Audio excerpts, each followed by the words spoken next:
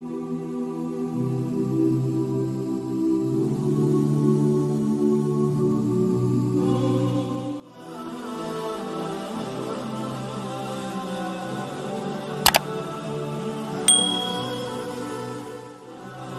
الحمد لله والصلاة والسلام على من لا نبي بعده وأعوذ بالله السميع العليم من الشيطان الرجيم بسم الله الرحمن الرحيم قل إني أمرت أن أعبد الله مخلصا له الدين وأمرت لأن أكون أول المسلمين قل إني أخاف إن عصيت ربي عذاب يوم عظيم قل الله أعبد مخلصا له ديني فاعبدوا ما شئتم من دوني قل إن الخاسرين الذين خسروا أنفسهم وأهليهم يوم القيامة ألا ذلك هو الخسران المبين لهم من فوقهم ظلل من النار ومن تحتهم ظلل ذلك يخوف الله به عباده يا عباد فاتقون والذين اجتنبوا الطاغوت أن يعبدوها وأنابوا إلى الله لهم البشرى فبشر عباد الذين يستمعون القول فيتبعون أحسنه أولئك الذين هداهم الله وأولئك هم أولو الألباب. سورۃ الزمر کی آیت نمبر 11 سے آیت نمبر 18 تک آپ کے سامنے تلاوت کی ہے.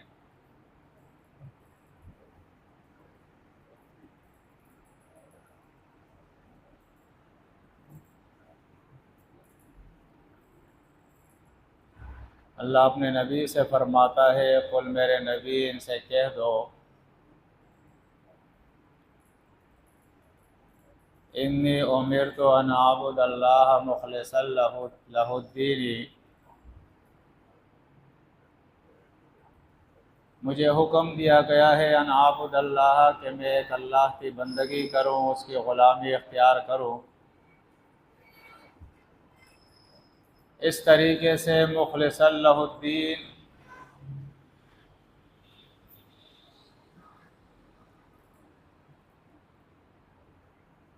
کہ اس دین کو، اس بندگی کو اللہ کے لیے خالص کروں، اس کے ساتھ کسی اور کو شریک نہ ٹھہراؤں.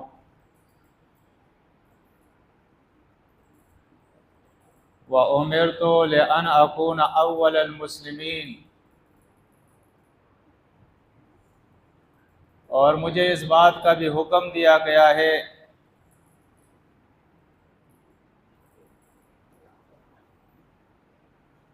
کہ سب سے پہلے میں ان لوگوں میں سے ہو جاؤں جو اللہ کے حکم کے سامنے جھک گئے ہیں، اللہ کا حکم انہوں نے مان لیا ہے.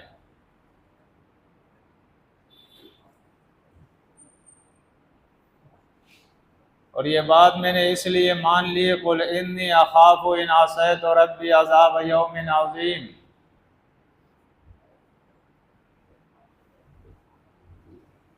میں اس بات کا ڈر رکھتا ہوں، اندیشہ رکھتا ہوں، خوف رکھتا ہوں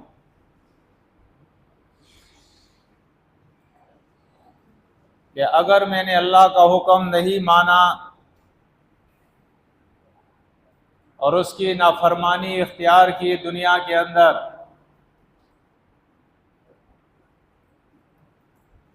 تو مجھے خوف ہے اس دن کے عذاب کا جو بڑا دن ہے، یعنی قیامت والا دن. آخرت کا دن۔ قل اللہ اعبد،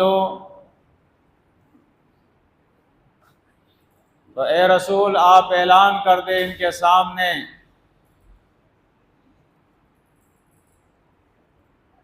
میں اللہ کے احکامات پہ عمل کرتا ہوں، اس کی بندگی کرتا ہوں، اس کا غلام بنا ہوں۔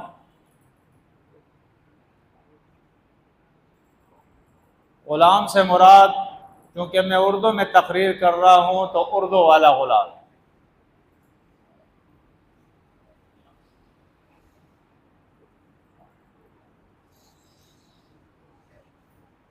فرمایا مجھے یہ حکم دیا گیا ہے کہ میں اپنے دین کو مخلصا لہ دینی، اپنے دین، اپنے عبادات،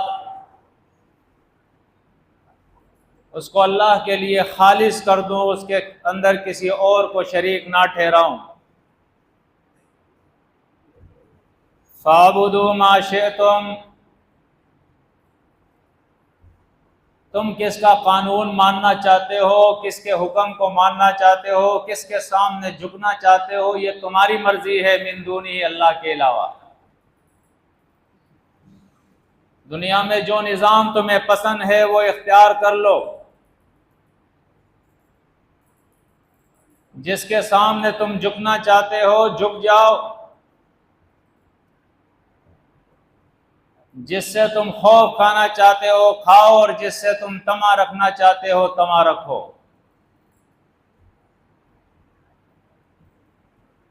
اے رسول انہیں بتا دو، قل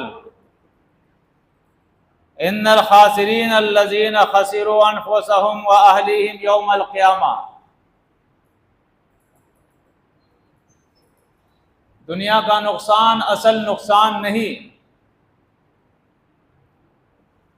اصل نقصان تو اس شخص کا ہوتا ہے کہ قیامت کے دن وہ اور اس کے اہل و عیال گھاٹے میں پڑ جائیں گے، جہنم میں داخل ہو جائیں گے۔ الا ذالک هو الخسران المبین، لوگوں خبردار ہو جاؤ، سن لو، یہ جو آخرت کا نقصان ہے، قیامت کا نقصان ہے، دنیا کا نقصان برداشت ہو جاتا ہے، مالی نقصان ہو، جانی نقصان ہو، کاروبار کا نقصان ہو، لیکن آخرت کا نقصان جو اصل نقصان ہے وہ کیا نقصان ہے؟ فرمایا لہم، اس دن جو نقصان میں پڑ گئے، جو گھاٹے میں چلے گئے، لہم ان لوگوں کے لیے، من فوقہم ان کے اوپر، ظلل من النار آگ کا سائبان ہوگا، ومن تحتہم ظلل، اور نیچے بھی ان کی آگ جو ہے وہ جل رہی ہوگی۔ ذالک، اس طرح، یخوف اللہ بہ عبادہ، اس کتاب مجید کے ذریعے اللہ اپنے بندوں کو ڈرا رہا ہے۔ یا عباد فاتقون، میرے بندو اس جہنم کے آگ سے دنیا میں بچ لو، اپنے آپ کو بچا لو۔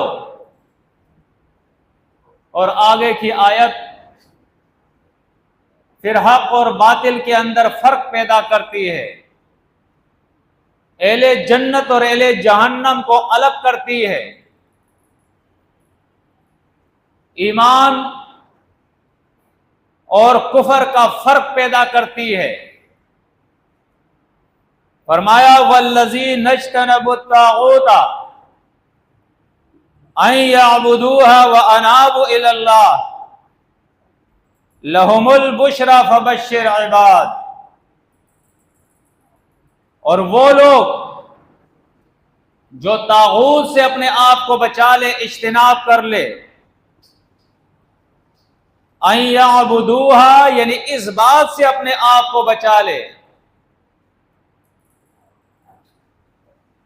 کہ وہ طاغوت کی بندگی کرے، طاغوت کی پوجا پاٹ کرے، طاغوت کے سامنے جھکے، طاغوت کے قانون کو مانے، طاغوت کے نظام کو مانے۔ فرمایا اس سے اپنے آپ کو وہ دنیا میں بچا لے، وَأَنَابُ إِلَى اللَّهِ اور اللہ کے طرف وہ رجوع کر لے، پلٹ آئے اپنے اللہ کے طرف۔ لَهُمُ الْبُشْرَى ایسے لوگوں کو جنتوں کی بشارت ہے، ایسے لوگوں کے لیے۔ فَبَشِّرْ عِبَادِ فرمایا میرے رسول لوگوں کو، میرے بندوں کو بشارت دو، ایسے بندوں کو جنتوں کی۔ اسلام شاید لوگ یہ سمجھتے ہیں کہ لاشعوری طور پہ زبان سے تم صرف کلمہ پڑھ لو لا الہ الا اللہ، لاشعوری طور پہ تم یہ پڑھ لو محمد الرسول اللہ، اور بس اس کے بعد تم صرف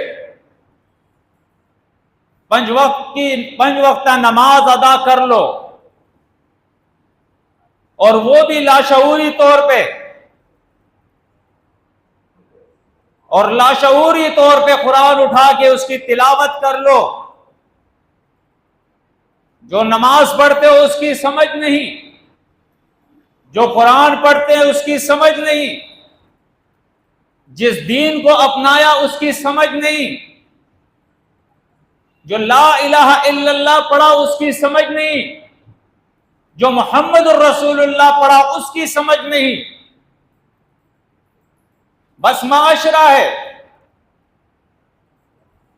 ابا جی نے کلمہ پڑھا تھا، نماز پڑھتا تھا، میں بھی پڑھ رہا ہوں، جس ڈگر پہ معاشرہ چل رہا ہے میں بھی چل رہا ہوں۔ اسلام کو شاید لوگ سمجھے نہیں ہیں، یہ اسلام نہیں ہے۔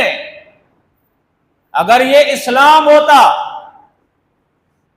تو اتنے کثرت سے انبیاء کے بھیجنے کی کوئی ضرورت نہ ہوتی۔ آدم علیہ السلام کو جب اللہ نے پیدا کیا تو آدم علیہ السلام مسلم تھے، اس کی بیوی مسلم تھی، یہ دونوں لا الہ الا اللہ کے پڑھنے والے تھے، یہ اسلام کے ماننے والے تھے، اور یقینی طور پہ ان کی اولاد بھی اسلام کو ماننے والی تھی۔ پھر یہ سلسلہ انبیاء کیوں اللہ نے چلایا؟ یہ کتابوں کو کیوں اللہ نے نازل فرمایا؟ یہ ہر دور میں انبیاء کے تبلیغ کیوں کر رہے ہیں؟ یہ قتال فی سبیل اللہ کیوں ہو رہا ہے؟ یہ ہجرت فی سبیل اللہ کیوں ہو رہا ہے؟ یہ جو قرآن نقشہ کھینچ رہا ہے ہذان خصمان اختصموا فی ربہم، ہر دور میں ایک طرف اللہ کا نبی اور اس کے ساتھی ہیں، دوسرے طرف طاغوتی قوتیں ہیں، اور آپس میں لڑ رہے ہیں، بڑ رہے ہیں، بحث اور مباحثے ہو رہے ہیں، اختلاف ہو رہا ہے، جنگیں ہو رہی ہے۔ یہ کیوں ہو رہا ہے یہ سب کچھ؟ یہود بھی نماز پڑھتے تھے، نصرانی بھی نماز پڑھتے تھے، مشرکین مکہ بھی نماز پڑھتے تھے، یہود بھی مساجد کی تعمیر کرتے تھے، نصرانی بھی کرتے تھے، وہ ان کے عبادت خانے تھے۔ مشرکین مکہ بھی مساجد بناتے تھے، بیت اللہ کی تعمیر کرتے تھے، حج ادا کرتے تھے، رات کو اٹھ کر تہجد پڑھتے تھے، لمبی لمبی ان کی بھی داڑیاں ہوا کرتی تھی، وہ بھی حاجیوں کی خدمت کیا کرتے تھے۔ یہ سب کچھ تو وہ بھی کرتے تھے، روزہ رکھتے تھے، وہ اللہ کو مانتے تھے، وہ بھی رسولوں کو مانتے تھے، یہ سب کچھ تو ان کے اندر تھا۔ اصل چیز جو قرآن ہمیں بتا رہا ہے وہ کیا ہے؟ آپ دیکھیں اس آیت کے اندر بھی، سورہ البقرہ آیت نمبر 256 سورہ البقرہ.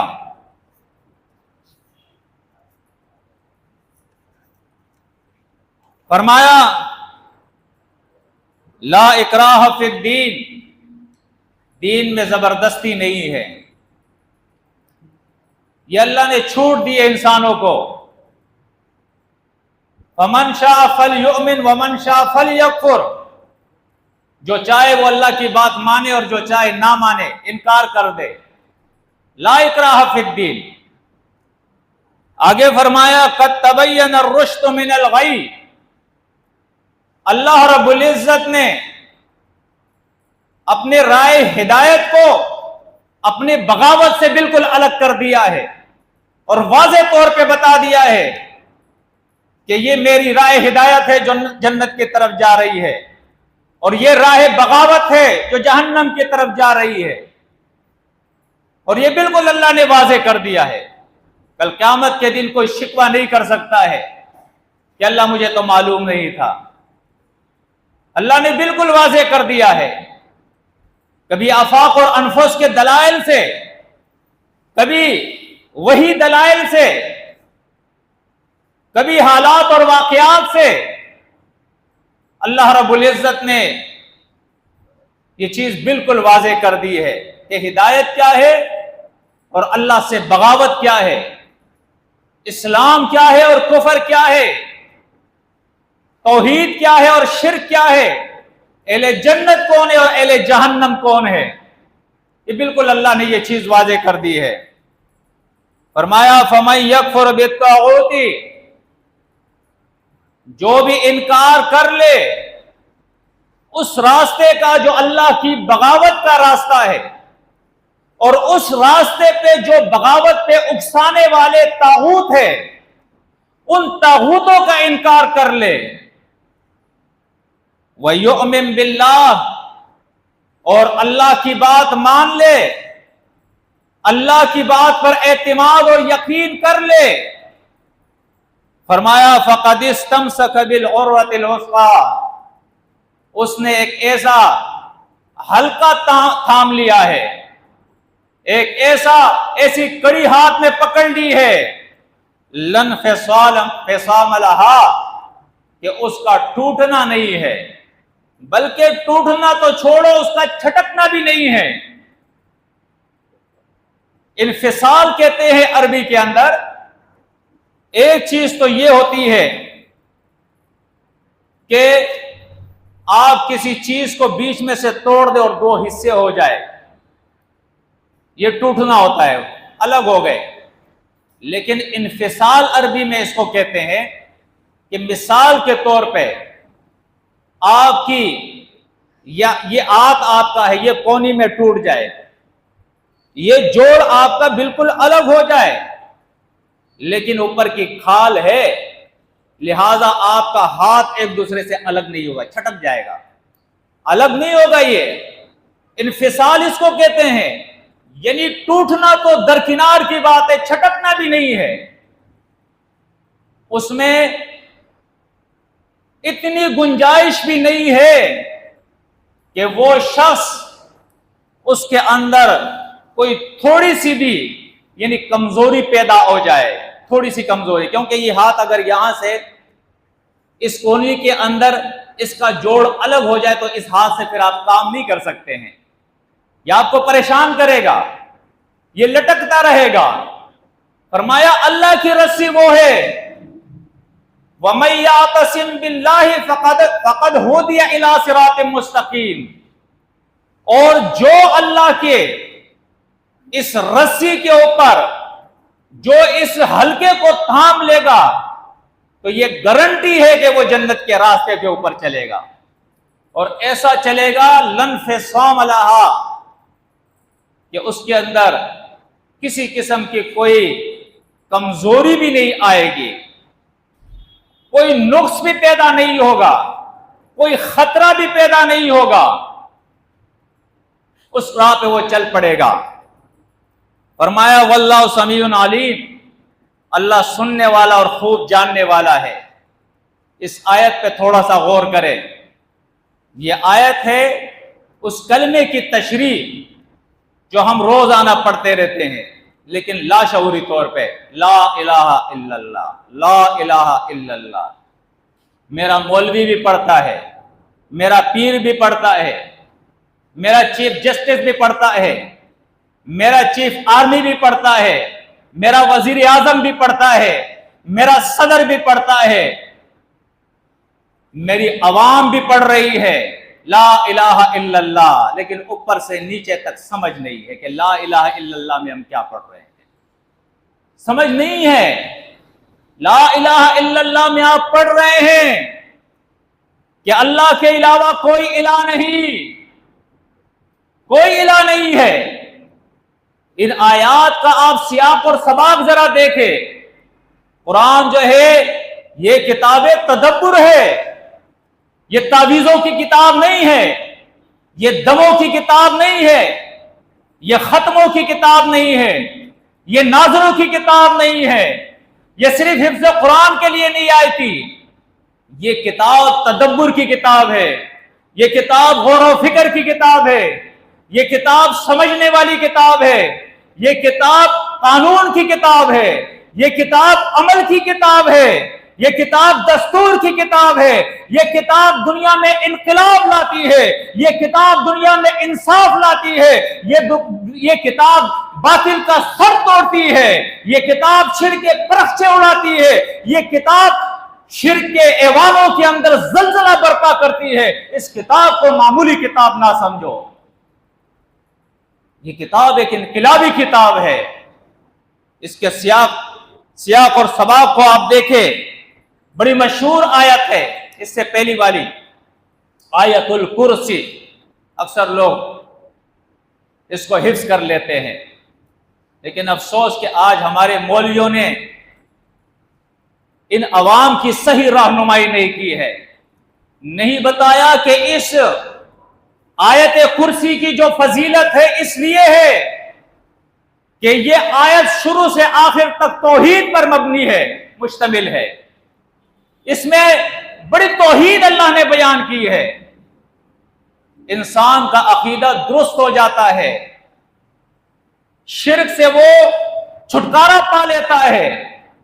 کہتے ہیں جی جب سویا کرو نا، حدیث میں آتا ہے آیت کرسی پڑھ کے اپنے اوپر دم کر لیا کرو۔ کم بخت مولوی، دین سکھاؤ لوگوں کو، یہ پڑھ کے اوپر پھونکنے والی کتاب نہیں ہے، یہ سمجھنے والی کتاب ہے، یہ عقیدے کی کتاب ہے، یہ سوچ و فکر کی کتاب ہے، اس کو سمجھاؤ۔ اللہ لا الہ الا ہو الحی القیوم، اعلان کرو کہ اللہ کے علاوہ اس کائنات میں کوئی الہ نہیں ہے، کوئی مشکل کشا نہیں، کوئی داتا نہیں، کوئی دستگیر نہیں، کوئی بندے پرور نہیں، کوئی غریب نواز نہیں، کوئی قانون ساز نہیں، کوئی فرما روا نہیں، کوئی متصرف الامور نہیں، وہ اللہ ہے اکیلا اور ایسا الحیو جو ہمیشہ زندہ ہے، جس کے اندر تغیر نہیں آتا، تبدیلی نہیں آتی، نقص پیدا نہیں ہوتا، جسے نیند نہیں آتی، جسے اونگ نہیں آتی، جسے موت نہیں آتی، جسے بیماری نہیں آتی، جو تھکتا نہیں ہے، جس کو کسی کی ضرورت نہیں ہے، وہ الغنی ہے، بے حاجت ہے وہ۔ یہ آیت کرسی تھوڑا سمجھ کے پڑھے، اور وہ اللہ لہو ما فی السماوات و ما فی الارض، جو کچھ آسمانوں میں ہے زمین میں ہے، یہ جو بائیڈن کا نہیں ہے، یہ امریکہ کا نہیں ہے، یہ چین کا نہیں ہے، یہ برطانیہ کا نہیں ہے، یہ روس کا نہیں ہے، یہ مولوی کا نہیں ہے، یہ پیر کا نہیں ہے، یہ نبیوں کا نہیں ہے، یہ ولیوں کا نہیں ہے، یہ ملائکہ کا نہیں ہے، یہ جنات کا نہیں ہے، یہ کس کا ہے؟ یہ سب کچھ اللہ کا ہے۔ لہو ما فی السماوات و ما فی الارض، یہ سب کچھ اللہ کا ہے۔ اور چیلنج کیا ہے اللہ نے، آپ قرآن اٹھا کر دیکھیں، سورۃ الرحمن، یہ بھی اکثر لوگوں نے زبانی اس سورہ کو یاد کیا ہوتا ہے، لیکن افسوس کے سمجھ کے نہیں پڑھتے ہیں۔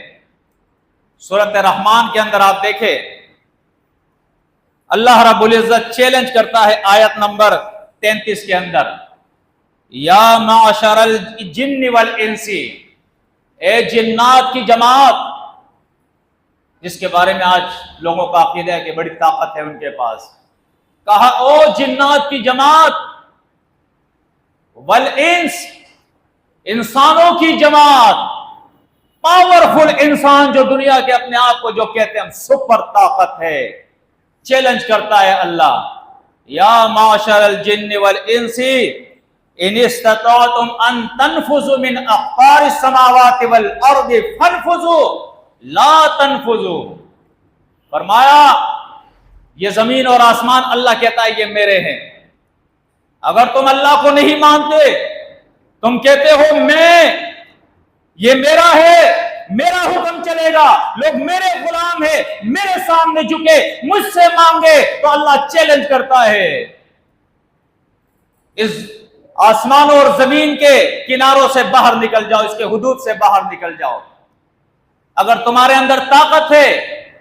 فرمایا لا تنفذوا، نہیں نکل سکتے۔ جاپان نے بڑی ترقی کی لیکن اللہ کا چیلنج آج تک یہ قبول نہ کر سکے، کہا نکل جاؤ زمین و آسمان سے باہر۔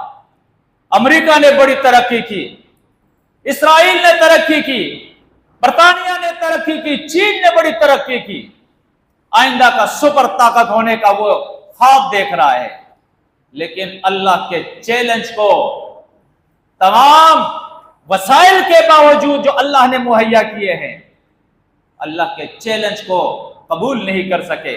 کوئی ایسا ہے جو آسمان اور زمین سے باہر نکل سکا آج تک؟ بتاؤ۔ فرمایا لا تنفذوا، نہیں نکل سکو گے۔ جس کو کہتے ہیں عقلی دلائل، آفاق اور انفس کے دلائل، یہ دلائل دیتا ہے اللہ، اور ان دلائل کے بعد اللہ فرماتا ہے کہ پڑھو لا الہ الا اللہ، پڑھو لا الہ الا اللہ، کہ اللہ کے علاوہ کوئی الہ نہیں ہے۔ لیکن مت ماری گئی ہے۔ ہم نہ تاریخ سے کچھ سیکھتے ہیں، نہ ہم قرآن سے کچھ سیکھتے ہیں۔ ہم ایسے غافل قوم ہے کہ ہمیشہ ہمیں عادت ہو گئی ہے غلام بن کے رہنے کی، جوتے کھانے کی ہمیں عادت ہو گئی ہے، ذلت کی زندگی گزارنے کی ہمیں عادت ہو گئی ہے۔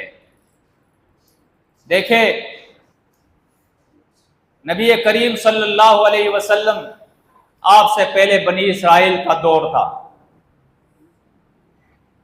اس دور سے ہمیں بہت کچھ قرآن سکھا رہا ہے، تاریخی واقعات سنا کر اللہ ہمیں بہت کچھ سکھا رہا ہے کہ بنی اسرائیل جو ایک ایسی قوم تھی جس کے اندر کثرت سے اللہ رب العزت نے انبیاء کو مبعوث کیا تھا، لیکن باوجود اس کے کہ اللہ نے ان سے خطاب کیا تھا وَأَنِّي فَضَّلْتُكُمْ عَلَى الْعَالَمِينَ، اے بنی اسرائیل اپنی حیثیت کو پہچانو، تم کو جہان والوں پہ میں نے فضیلت عطا کی ہے، اسی ایمان کی وجہ سے، اسلام کی وجہ سے۔ لیکن ہر بار وہ اللہ کی نافرمانیاں کرتے تھے، کبھی شرک اور کبھی بدعمالی، دونوں نقشے اللہ نے ہمارے سامنے کھینچے ہیں۔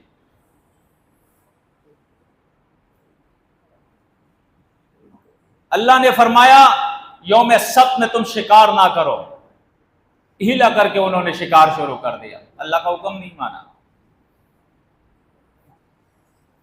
انہوں نے ایک بچڑے کو معبود بنا لیا، اس کی پوجا پاٹ کے اندر رکھ گئے، اگرچہ اللہ نے ان کو حکم دیا تھا کہ دیکھو تمہاری سزا یہ ہے کہ ایک میدان میں نکل کے فَاقْتُلُوا أَنفُسَكُمْ، ایک دوسرے کو قتل کرو، تلوار لے کے ایک دوسرے کو قتل کرو۔ لیکن پھر اللہ نے فتح علیہ پر مہربانی فرما دی، جب یہ تیار ہو گئے تو اللہ نے کہا میں نے معاف کر دیا، تمہیں جاؤ۔ بار بار یہ نافرمانیاں کرتے رہے اللہ کی. آپ دیکھیں، چونکہ ہمارے پاس وقت بھی کم ہے، انہوں نے تو بہت کم وقت مجھے دیا ہے کہ 7:15 تک جو ہے فارغ ہو جائے. بہرحال کوشش کرتا ہوں میں. یہ دیکھیں سورۃ اعراف ہے. سورۃ اعراف کے اندر اللہ رب العزت نے اس قوم کا نقشہ ہمارے سامنے کھینچا ہے اور انہیں یاد دہانی کرائی ہے کہ اے بنی اسرائیل، وَإِذْ أَنْجَيْنَاكُمْ مِنْ آلِ فِرْعَوْنَ يَسُومُونَكُمْ سُوءَ الْعَذَابِ يُقَتِّلُونَ أَبْنَاءَكُمْ وَيَسْتَحْيُونَ نِسَاءَكُمْ وَفِي ذَلِكُمْ بَلَاءٌ مِّن رَّبِّكُمْ عَظِيمٌ. فرعون تمہارے نوجوانوں کو، تمہارے لڑکوں کو قتل کیا کرتا تھا، تمہاری عورتوں کو زندہ رکھتا تھا، ان سے خدمت لیا کرتا تھا، ان کی بے عزتیاں کرتا تھا، اور اس میں تمہارے لیے اللہ کی طرف سے بڑی آزمائش تھی. یہ جو حالات تمہارے اوپر آئے، یہ اس لیے آئے کہ تم جاگو، اللہ کی طرف پلٹو. یہ اس کا قانون ہے. تری اور خشکی میں جو تمہیں فساد نظر آ رہا ہے اور انسان پریشان ہے، یہ عذاب اس لیے کہ یہ انسانوں کے اپنے کرتوتوں کی سزا ہے، تاکہ بعض اعمال کی وجہ سے ان کو اللہ سزا دے تاکہ یہ اللہ کی طرف پلٹے. لیکن قرآن کہتا ہے یہ انسان ایسا ہے، ثم قست قلوبہم، ان کے دل مزید سخت ہو جاتے ہیں. عذاب آتا ہے، چیختے اللہ کی طرف، عذاب ٹلتا ہے، پھر اور سخت ہو جاتے ہیں. بنی اسرائیل بھی ایسے ہی تھے. فرعون سے اللہ نے نجات دیا جو کہتا تھا انا ربکم الاعلی، میں سپر طاقت ہوں، جس طرح آج امریکہ کہتا ہے میں رب اعلی ہوں، میں سپر طاقت ہوں. اللہ رب العزت نے اس قوم کو ایک موقع دیا. بنی اسرائیل کی وہ پوری داستان قرآن میں سنا دی ان کو کہ تم سے پہلے بنی اسرائیل وہ لوگ تھے جو اللہ کی ناشکری کر گئے ہیں، اللہ کی نافرمانیاں کرتے تھے، اللہ کے ساتھ شرک کیا کرتے تھے، اور دعویٰ تھا ان کا ایمان کا، اور ایمان ایسا کہ جو حق بیان کرے اس کے راہ میں روڑے اٹکائے، نہ خود کرے دین کا کام نہ دوسروں کو چھوڑے. یہ ان کا ایمان تھا. جس طرح آج ہے، اللہ نے مہربانی فرمائی، بنی اسرائیل کے بعد نبی کریم صلی اللہ علیہ وسلم کو مبعوث فرمایا، اور اس جاہلانہ نظام سے، اس طاغوتی نظام سے، اس ظلم اور بربریت کے نظام سے، اس غلامی کے نظام سے اللہ نے کچھ لوگوں کو نکالا، احسان فرمایا. صحابہ کرام، ان کی ایک جماعت تیار ہوئی، اور ان کا مشن ہمارے حدیثوں کی کتابوں میں آتا ہے، لنخرج العباد من عبادت العباد. یہ اصل آزادی ہے جس کو آج لوگ نہیں سمجھتے. لنخرج العباد من عبادت العباد، یہ جو تحریک محمد الرسول اللہ صلی اللہ علیہ وسلم نے برپا کی ہے، اس تحریک کا مقصد ہے کہ بندوں کو بندوں کی بندگی سے نکالا جائے، انسانوں کو انسانوں کی غلامی سے نکالا جائے، ان کو یہ بتایا جائے کہ یہ کائنات اکیلے ایک اللہ کی ہے. اس کائنات میں بحیثیت ایک بندہ، رسول کی بھی وہی حیثیت ہے جو ایک عام انسان کی ہے، وہ بھی اللہ کا ویسے ہی بندہ ہے، ویسے وہ بھی غلام ہے، ویسے وہ بھی محتاج ہے جو ایک عام انسان ہے. درجات میں فرق ہے لیکن بندگی میں دونوں ایک جیسے ہیں. قرآن مجید کہتا ہے، سورۃ مریم اٹھا کر دیکھے، ان کل من فی السماوات والارض الا آتی الرحمن عبدا. آسمانوں کی مخلوق ہو یا زمین کی مخلوق ہو، قیامت کے دن سب کے سب اللہ کے سامنے غلام ہو کر پیش ہوں گے، عبد ہو کر پیش ہوں گے.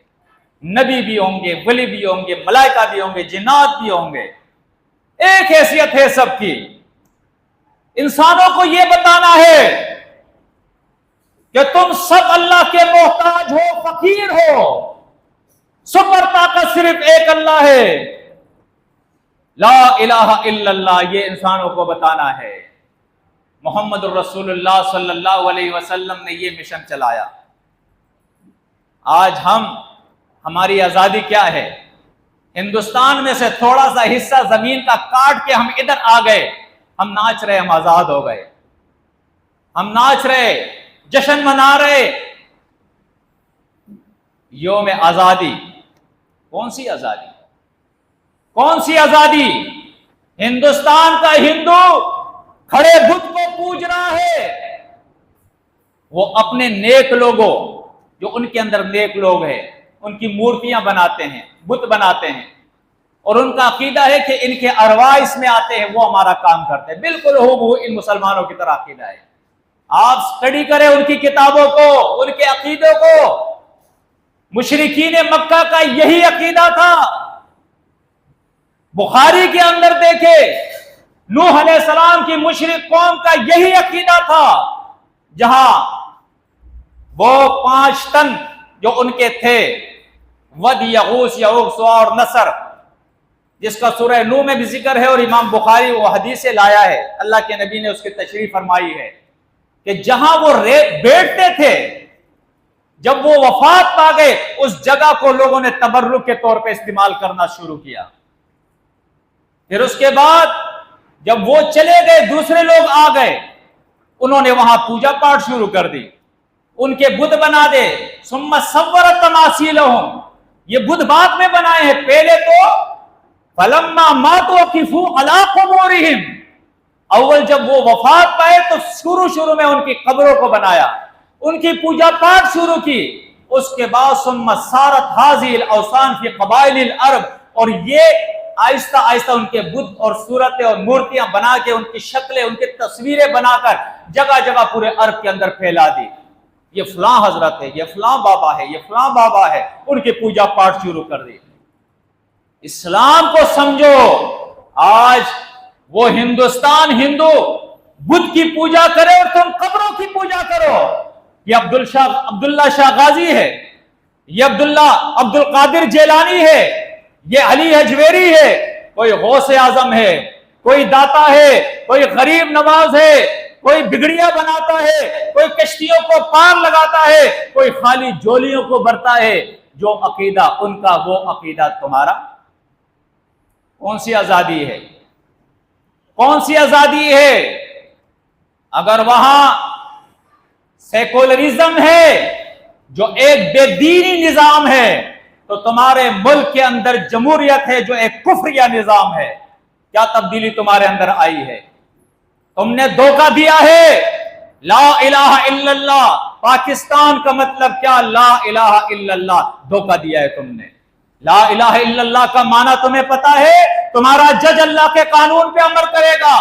لا الہ الا اللہ کا معنی تمہیں پتا ہے؟ تمہارا چیف آف آرمی اسٹاف اللہ کے قانون کا پابند ہوگا، تمہارا وزیر اعظم اللہ کے قانون کا پابند ہوگا، تمہارا صدر اللہ کے قانون کا پابند ہوگا، تمہارا پارلیمنٹ اور قومی اسمبلی وہ قانون پاس ہی نہیں کر سکتی جو قرآن سے متصادم ہوگی۔ تمہارے 73 کے آئین کے اندر لکھا ہوا ہے کہ سپر لا جو ہے وہ قرآن اور سنت ہے۔ تم اصل میں آزاد نہیں، تم باغی قوم ہو۔ تمہارے بڑے طاغوت ہیں جنہوں نے اللہ کے قانون سے، اللہ کے احکامات سے، اللہ کی کتاب اور اللہ کے رسول کے طریقے سے اس قوم کو روکا ہے۔ آج کے مولویوں کی اکثریت طاغوت ہے، آج کی پیروں کی اکثریت طاغوت ہے، آج کی لیڈرشپ اکثریت طاغوت ہے ان کی۔ یہ میں نہیں کہتا، یہ قرآن کہتا ہے۔ یا ایھا الذین آمنوا ان کثیرا من الاحبار والرہبان لیأکلون اموال الناس بالباطل ویصدون عن سبیل اللہ۔ سمجھنے کی کوشش کرو، یہ فرقہ واریت مسئلے کا حل نہیں ہے۔ آج اسلام کو ہم پہچانے ہی نہیں کہ اسلام کیا ہے۔ ہندوستان میں فرقے تھے، پاکستان میں آئے پھر وہ فرقے ہیں، کسی کے 4 امام، کسی کے 12 امام، کوئی دیوبندی ہے، کوئی بریلوی ہے، کوئی اہل حدیث ہے، کوئی شیعہ ہے، کوئی سنی ہے، یہ کون سا اسلام ہے جی؟ ان الدین عند اللہ الاسلام، اللہ کے نزدیک تو دین اسلام ہے، یہ فرقے کہاں سے آ گئے؟ اتنی ناسمجھی ہے۔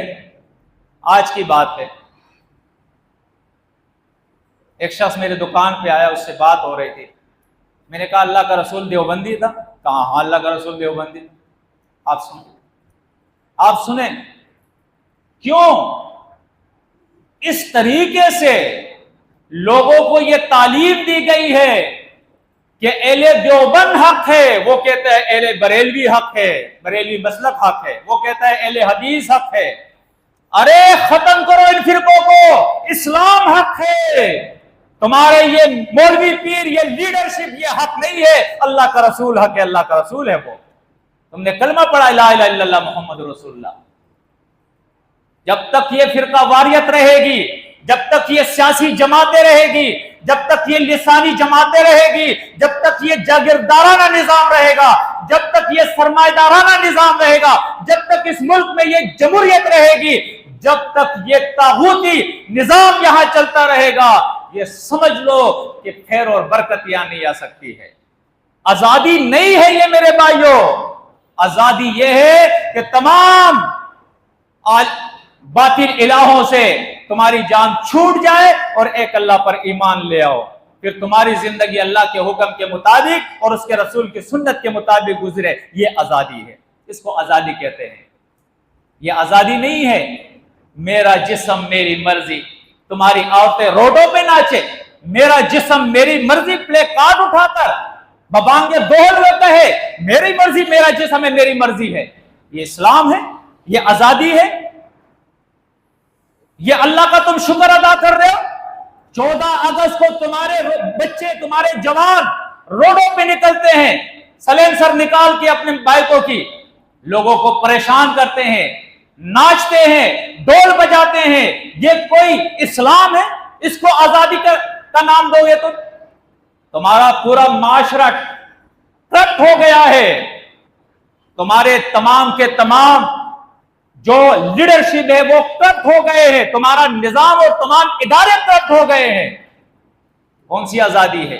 رشوت کے بغیر یہاں کام نہیں ہوتا، سود جو ہے وہ عام ہے، یہاں تک کہ تمہارے حکمران کہتے ہیں کہ IMF سے قرضہ سود پہ لینا یہ جی ہماری مجبوری ہے۔ کیوں جی؟ اس لیے کہ عیاشیاں ہماری اتنی بڑھ گئی ہے۔ عیاشیاں تم کرو، پھر تم اللہ اور رسول سے جنگ کرو کہ ہم سود پہ پیسے لیں گے، اور دعویٰ کرو کہ ہم یہاں ہم نے اسلام نافذ کیا ہے، یہاں اسلامی حکومت ہے، ہم آزاد ہو گئے ہیں۔ سود انڈیا کرے، سود تم کرو، رشوت وہاں لے، رشوت تم لو، وہاں بے پردگی ہو، یہاں بے پردگی، وہاں منشیات کے اڈے، تمہارے یہاں منشیات کے اڈے، وہاں زنا کے اڈے، تمہارے یہاں زنا کے اڈے۔ کون سا اسلام، کون سی آزادی؟ دھوکے میں ہے ہم سب کے سب۔ آزاد وہ انسان ہے، الحر وہ انسان ہے جس کے گلے میں داغا نہ ہو، تعویذ نہ ہو، ہاتھ میں کڑا نہ ہو، انگلیوں میں چھلے نہ ہو، جو درگاہوں پہ نہ جھکے، جو پیروں سے نہ مانگے، جو کسی لیڈر کے پیچھے نہ جائے، جو کسی مولوی کا غلام نہ ہو، جو کسی فرقے کا غلام نہ ہو، جو کسی پارٹی کا غلام نہ ہو، وہ اسلام کا سپاہی ہو، لا الہ الا اللہ، اللہ کا حکم مانتا ہو، اس کے رسول کے طریقے پہ عمل کرتا ہو۔ سمجھ میں آ رہی ہے یا بات نہیں؟ یہ ہے اسلام۔ چونکہ وقت ختم ہے، بلکہ مجھے زیادہ سے زیادہ ٹائم 20 منٹ کا دیا گیا تھا، 22 منٹ ہو گئے، تو اللہ سے دعا ہے کہ اللہ مجھے اور آپ کو سمجھ دے۔ اقول قولی ھذا استغفر اللہ لی ولکم ولسائر المؤمنین۔